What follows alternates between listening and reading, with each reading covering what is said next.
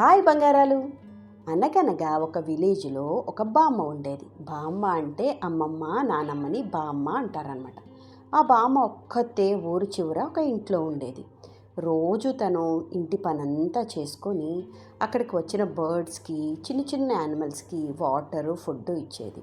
కానీ ఆమెకి ఫస్ట్ నుంచి కాకులంటే అస్సలు నచ్చేవి కాదు. ఎందుకంటే కాకులు చూడ్డానికి బాగోవని, అవి అరిస్తే చాలా సౌండ్ వస్తుందని ఈ బామ్మకి ఎప్పుడు కాకులంటే నచ్చేవి కాదు. వాటిని తరిమేసేది ఎప్పుడు. అయితే ఒకరోజు బామ్మకి హెల్త్ అస్సలు బాగాలేదు. మంచం మీద అలాగే పండుకొని ఉంది. 2 days అయిపోయాయి. మందులు ఇచ్చేవాళ్ళు కూడా ఎవ్వరూ లేదు. అలాగే పండుకొని కిటికీలోంచి చూస్తూ, అయ్యో ఇంటి ముందంతా ఎంత చెత్త అయిపోయింది, నాకు హెల్ప్ చేసేవాళ్ళు ఎవ్వరూ లేరు, ఇంటి ముందు ఎలా ఉందో అని బాధపడుతూ పండుకుండిపోయింది. నీరసంగా ఉంది కదా, మరి లేచి పని చేసుకోలేదు కదా. అయితే నీరసం అంటే వీక్నెస్ అన్నమాట. అప్పుడు అక్కడికి మళ్ళీ కాకులు వచ్చాయి. కాకులు వచ్చి చూస్తే ఇంటి ముందంతా చెత్త చెత్తగా ఉంది. అవి అనుకున్నాయి, అదేంటి బామ్మ ఎప్పుడూ నీట్గా ఉంచుకుంటుంది కదా, ఇంత చెత్తగా ఉన్నాయేంటి. అయితే బామ్మకి హెల్త్ బాగోలేదేమో, సరే మనం హెల్ప్ చేద్దాం అనుకొని కాకులన్నీ ఒక్కొక్కటి ఒక్కొక్క ఆకు తీసుకొని బయట పాడేస్తూ వచ్చాయి.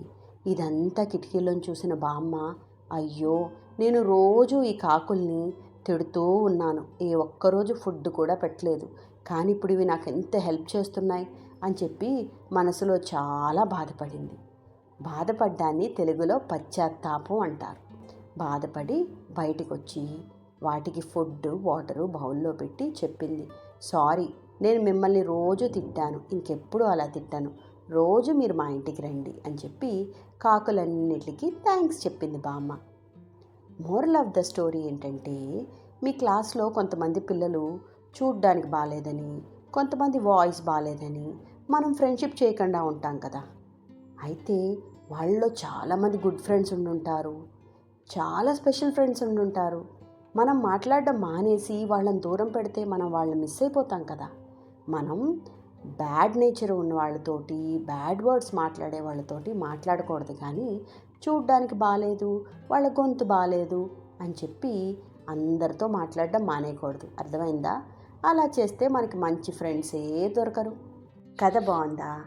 నచ్చితే లైక్ చేయండి, బాగా నచ్చితే మీ ఫ్రెండ్స్కి షేర్ చేయండి. ఇంకా ఇలాంటి స్టోరీస్ వినాలంటే సబ్స్క్రైబ్ కూడా చేయండి. మరుంటాను. బాయ్.